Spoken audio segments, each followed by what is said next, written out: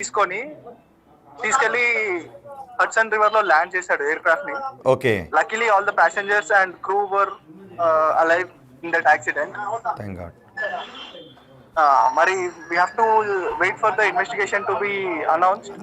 అంటే హరికృష్ణ గారు ఇక్కడ అవే డౌట్స్ వస్తున్నాయి నిజానికి. అంటే టేక్ ఆఫ్ అయిన 5 నిమిషాల్లోనే ఎంత ఎత్తులో ఉండే అవకాశం ఉంటుంది, ఆ ఎత్తులో బార్స్ వచ్చినా కూడా ఇంకా విమానాన్ని సురక్షితంగా ఉంచే అవకాశం ఉండదా జనరల్ గా? విమానాన్ని ఒకవేళ మనం బర్డ్స్ వచ్చి స్ట్రైక్ అయినప్పుడు మనం వి క్యాన్ డూ ఎనీథింగ్, ఎందుకంటే that is out of our hands. మన చేతిలో ఉన్న సిచ్యువేషన్ అయితే కంట్రోల్ చేయగలుగుతాం, కానీ బర్డ్ స్ట్రైక్ కానీ ఎనీ టెక్నికల్ ఇష్యూస్ ఉన్నప్పుడు కానీ వి కాన్ డూ ఎనీథింగ్. ఎందుకంటే కాక్పిట్ లో కూర్చుంటే ఏం ఇన్స్ట్రుమెంట్స్ పని చేస్తూ లేదు అని తెలుస్తుంది, కానీ ఎందుకు పని చేస్తలేదు అని అది ఇన్వెస్టిగేషన్ లోనే తెలుస్తుంది. We have to wait for the investigation to be done. Black box తీసి దాంట్లో ఫ్లైట్ డేటా చూసి అప్పుడు కానీ మనము ఇంకా ఏమీ చెప్పలేము. ఓకే. ఒకవేళ బార్డ్ హిట్టింగ్ జరిగితే బార్డ్స్ హిట్ చేశాయి అనే విషయాన్ని ఏటీసీకి చెప్పేంత సమయం ఉంటుందా? పైలట్ ఆ విషయాన్ని కమ్యూనికేట్ చేయగలుగుతాడా? చేయగలుగుతాడు, 100% చేయగలుగుతాడు. ఎందుకంటే మేడే డిక్లేర్ చేసినప్పుడే బర్డ్ స్ట్రైక్ అని డిక్లేర్ చేస్తారు. ఓకే. మళ్ళీ ఇక్కడ బర్డ్ స్ట్రైక్ అని మనకి ఇంతవరకు అయితే సోర్సెస్ లో ఇన్ఫర్మేషన్ రాలేదు. అవును.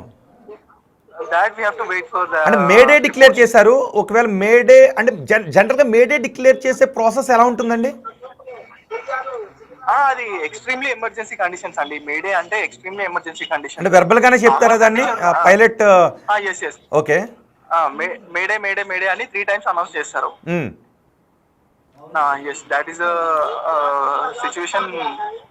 అంటే అది సడన్ గా, అంటే అప్పటికప్పుడు ఏదో జరిగిపోయినప్పుడు ఒకవేళ బార్డ్స్ హిట్ చేసి ఉంటే, బార్డ్స్ హిట్ అయిన తర్వాత వెంటనే ఎటువంటి కండిషన్ ఉంటుంది? అంటే వెంటనే మొత్తం పవర్ అంతా షట్ ఆఫ్ అయిపోయి ఇంజిన్ ఫెయిల్ అయిపోయే అవకాశం ఉంటుంది ఇమ్మీడియట్ గా?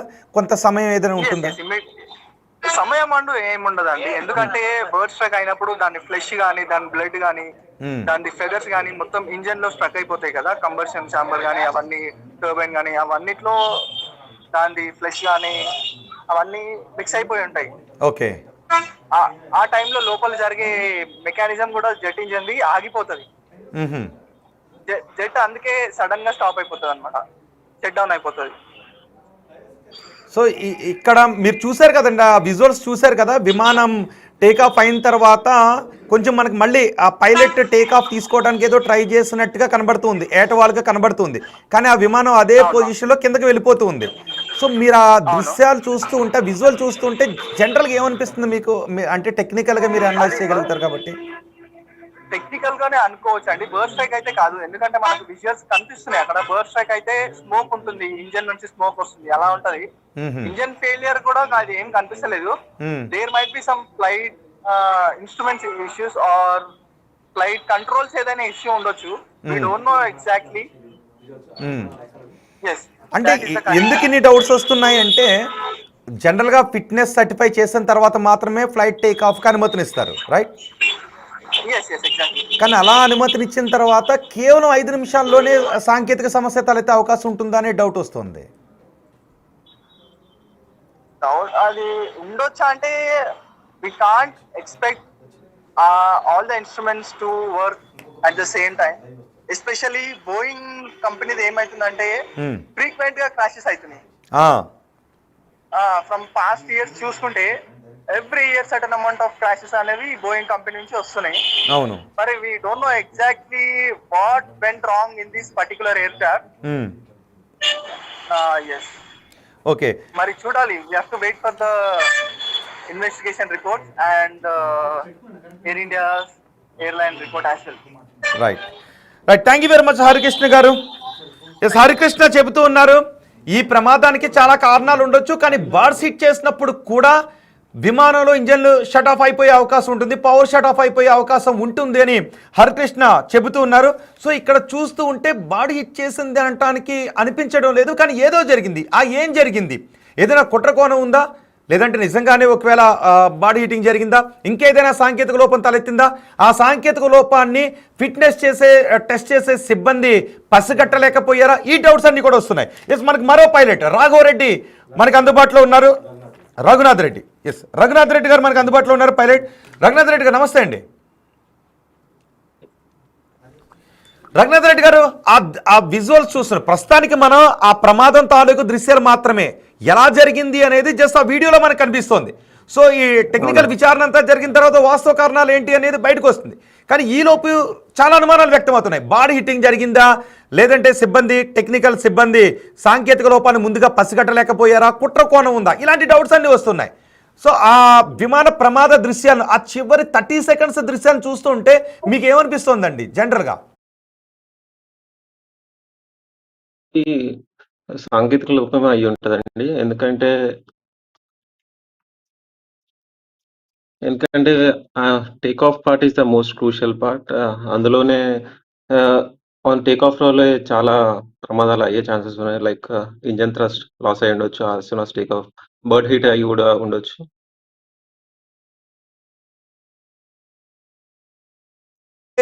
సందర్భాలు ఎప్పుడు ఉంటాయండి?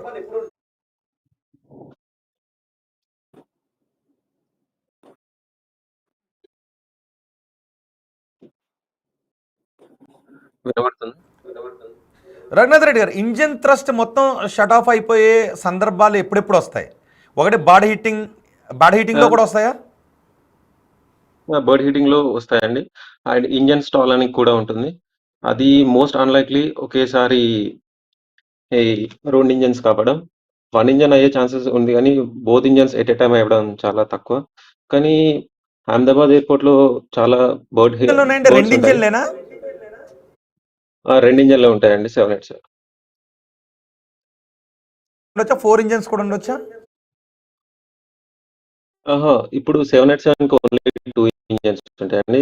మీ వేరే 4 ఇంజిన్స్ అనేవి ఇప్పుడు ఇండియాలో లేవండి.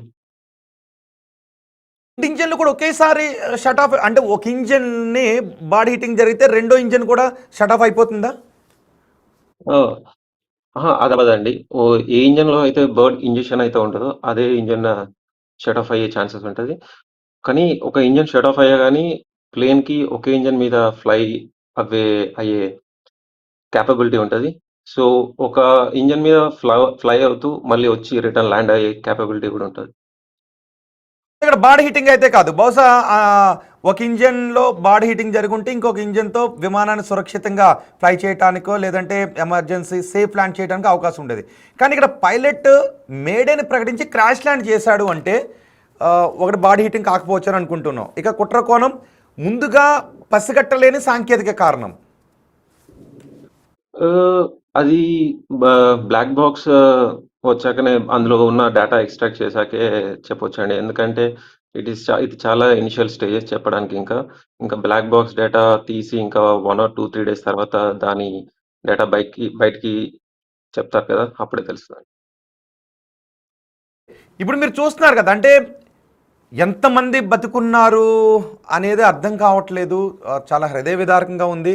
కొంతమంది క్షతగాతులు, వాళ్ళందరూ కూడా ఎవరంటే ఆ బిల్డింగ్లో ఉన్నవాళ్ళు. ఇలాంటి ప్రమాదంలో విమాన ప్రయాణికులు ఎవరైనా బతకడానికి అవకాశం ఉంటుందండి? ఎందుకంటే టైల్ పార్ట్ కనబడుతుంది, ఒక టైల్ పార్ట్ ఆ భవనం లోపలికి వెళ్ళిపోయి మంటలు అంటుకోకుండా కనబడుతుంది. అది ఇట్స్ మోస్ట్ అన్‌లైక్లీ అండి. ఎందుకంటే చూసారుగా మీరు వచ్చిన ఫైర్ కూడా చాలా it's like a big blast. So, in such a kind of big blast it's very unlikely for survivors.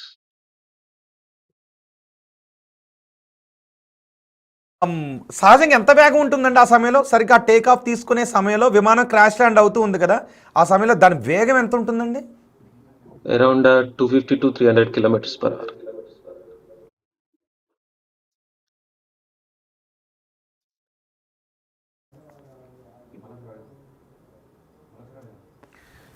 Raghunath Reddy గారు,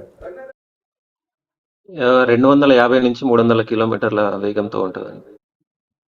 ఫ్యూయల్ అంటే ఆ ప్రమాదం ఆ స్థాయిలో ఉండటానికి ఫ్యూయలే కారణం. అంటే ఒకవేళ మేడే ప్రకటించినప్పుడు కొన్ని అంటూ ఉంటారు, జనరల్గా వింటూ ఉంటాం. సో ఫ్యూయల్ని డ్రాప్ చేసేయచ్చు కిందకి, జనరల్గా అలాంటి ప్రమాదాల్లో ఫ్యూయల్ని వదిలేస్తారు, ఇలాంటి మాటలు వినబడుతుంటుంటాయి. అది అది ఇది since take off is the very crucial part of the flight. అది మీరు ఫ్యూయల్ డంపింగ్ చేసేదంతా like emergency landing, like engine emergency లేకపోతే as soon as like after take off మళ్ళీ హోల్డ్ చేస్తూ ఫ్యూయల్ డంప్ చేసి రావచ్చు. ఇది ఇంత క్రూషియల్ పార్ట్‌లో ఫ్యూయల్ డంప్ చేయడానికి లేదు కదండీ. అది ఎందుకంటే నివాస ఇఫ్ ప్రాంతాలు బోత్ కూడా కాబట్టి అయ్యుండు. ఫ్యూయల్ డంపింగ్ నివాస ప్రాంతాల్లో అలో చేయరు. అండ్ చాలా టైం ఉండదు కాబట్టి లైక్ అది ఇంపాసిబుల్ అండి. రఘునాథ్ రావు సరిగ్గా ఎన్ని సెకండ్ల ముందు పైలట్కి తెలిసే అవకాశం ఉంటుంది? ఇక నేను ఈ ఫ్లైట్ని ఏమీ చేయలేకపోతున్నాను, క్రాష్ ల్యాండ్ తప్ప ఇంకేమీ లేదు, నా చేతిలోంచి వెళ్ళిపోయింది అని పైలట్కి ఎన్ని సెకండ్స్ ముందు తెలిసే అవకాశం ఉంటుంది?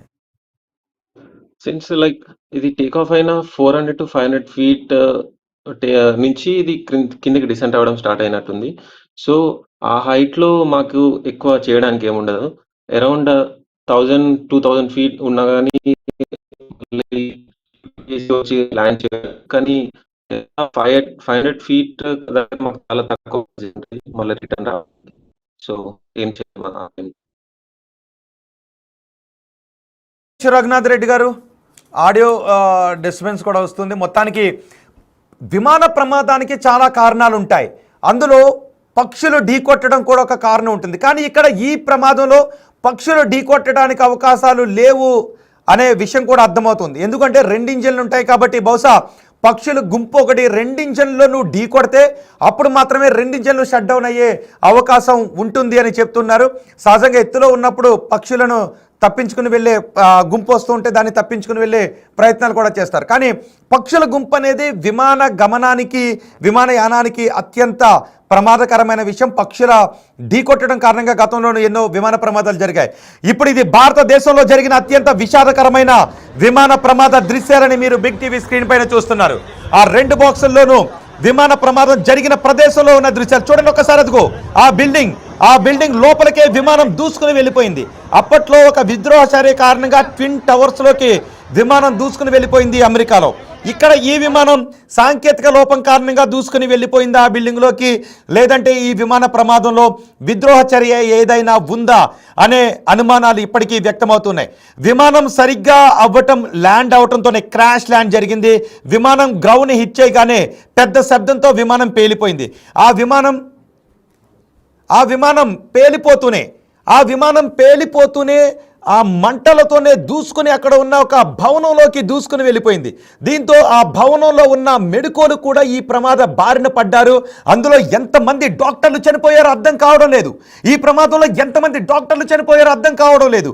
ఆ విషయం ఆందోళన వ్యక్తం చేస్తూ ఉంది. ఆ బిల్డింగ్లో ఉన్న వాళ్ళందరినీ కూడా ఇప్పుడు ఆసుపత్రికి తరలిస్తున్నారు. పైలట్ రఘునాథ్ రెడ్డి గారు మనకి అందుబాటులోనే ఉన్నారు. రఘునాథ్ రెడ్డి గారు, ఇది కేవలం విమాన ప్రమాదమే కదా, గతంలో మనం కేరళ విమాన ప్రమాదాన్ని చూసాం. మంగళూరు, అది టేబుల్ టాప్ రన్వే, హిల్ పైన ఉంటుంది. ఆ రన్వే పై నుంచి లోయలోకి దూసుకుని వెళ్ళిపోయింది ఆ విమాన ప్రమాదం. ఇప్పుడు ఇది ఒక అత్యంత భారీ విమాన ప్రమాదం, పైగా ఇది బిల్డింగ్లోకి దూసుకుని వెళ్ళిపోయింది. బహుశా ఇదేనా భారతదేశంలో అత్యంత విషాదకరమైన ప్రమాదం అనుకోవాలా దీన్ని? ఎందుకంటే ఇప్పటివరకు ఇదే ఫస్ట్ 787 ఫ్యూజలాజ్ లాస్ట్. అండ్ చెప్పలేం, చాలా 242 మెంబర్స్ లైఫ్స్ లాస్ అయ్యాయి. చాలా బాధాకరం. జనరల్గా విమానం టేక్ ఆఫ్ తీసుకునేటప్పుడు అనుమతులు ఎలా ఉంటాయి? అంటే ఇప్పుడు ఎవరిని బాధ్యం చేయాలి? నిజంగా ఒకవేళ టెక్నికల్ లోపమే అనుకుందాం, టెక్నికల్ లోపమే అయితే ఎవరిని బాధ్యం చేసే అవకాశం ఉంటుంది? బాడీ హీటింగ్ లేదు, కానీ ఫిట్నెస్ సర్టిఫై చేశారు, 5 నిమిషాల్లోనే పవర్ ఆఫ్ అయిపోయింది అంటే జనరల్గా ఏ స్థాయి లోపం ఉంటుంది? అది 5 మినిట్స్ కూడా కాదు, 2 or 3 మినిట్స్ లాగానే ఉంది చూడడానికి. It is not a bird heat and 2 engines లో పవర్ లాస్ అయ్యి ఉంటే కూడా ఎక్కువ ఏం చేయలేరు. 1 ఇంజన్ లాస్ అయితే ఈజీగా రికవర్ చేయదు.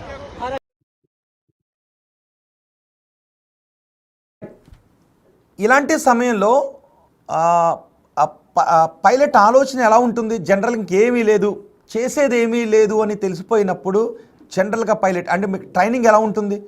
మేడే మేడే మేడే అని 3 సార్లు అనేటప్పుడు. సో మేడే అనేది emergency call. So only in ఎమర్జెన్సీస్లో మేడే కాల్ ఇస్తాం. అండ్ మాకు ఎవ్రీ 6 months ఇంజన్ ఫెయిలియర్స్ ఇవన్నీ ట్రైనింగ్ ఇస్తూనే ఉంటాం. So to be current. So each and every pilot can easily recover from single engine failures.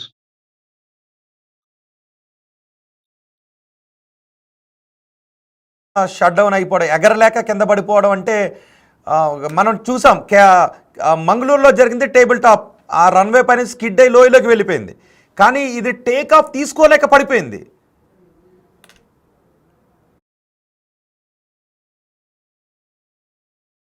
కానీ 2 engines కాబట్టి అది టూ ఇంజిన్స్ ఫెయిల్యూర్ అయితే దానికి ఎగరడానికి థ్రస్ట్ ఉండదు. సో అది డిసెండ్ అవుతూ ఉంది. So in that case no one can do anything.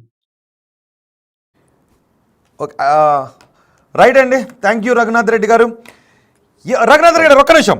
Raghunath Reddy గారు, ఈ విమానానికి AI-171 బోయింగ్ గతంలో కూడా ఈ విమానానికి సాంకేతిక లోపం తలెత్తింది డిసెంబర్ 2024లో. అప్పుడు కూడా ఎమర్జెన్సీ ల్యాండింగ్ చేశారు. ఆ సమయంలో 300 మంది ప్రయాణికులు ఉన్నారు అని. ఇప్పుడు మళ్ళీ అదే విమానం ప్రమాదానికి గురైంది. బోయింగ్ విమానాల ప్రమాదాల సంఖ్య మనకి ఎక్కువగా కనిపిస్తూ ఉంటుంది. ఇప్పుడు జరిగిన ప్రమాదం కూడా బోయింగే. గతంలో ఇదే బోయింగ్లో సాంకేతిక లోపం తలెత్తింది. ఇది డిసెంబర్లో జరిగింది. అది బోయింగ్ 737 అనుకుంటా. ఇది 787. అది నారో బాడీ, ఇది వైడ్ బాడీ. అది narrow bodies mostly domestic roots fly చేస్తాయి, ఇది ఇంటర్నేషనల్ రూట్స్ ఫ్లై చేస్తాయి మోస్ట్లీ. సో ఇది అహ్మదాబాద్ నుంచి లండన్ వెళ్తుంది కదా. అది డిసెంబర్లో వచ్చింది. ల్యాండింగ్ గేర్ ఫాల్ట్ అనుకుంటా. అక్కడనే హోల్డ్ చేసి ల్యాండ్ చేశారు డిసెంబర్లో. Thank you very much Raghunath Reddy గారు. విమాన ప్రమాదం గురించి చాలా విషయాలు తెలియజేసినందుకు, ఎలాంటి సమయంలో విమాన ప్రమాదాలు జరుగుతాయని. ఇది భారతదేశంలోనే జరిగిన అత్యంత విషాదకర విమాన ప్రమాదాలు ఒకటి. చూడండి ఒకసారి, అదిగో ఆ రెండో బాక్స్లో చూడండి ఒకసారి. ఆ భవనంలోకి విమానం దూసుకొచ్చి పేలిపోవడంతో మొత్తం భవనం ఎలా శిథిలమైపోయిందో చూడండి.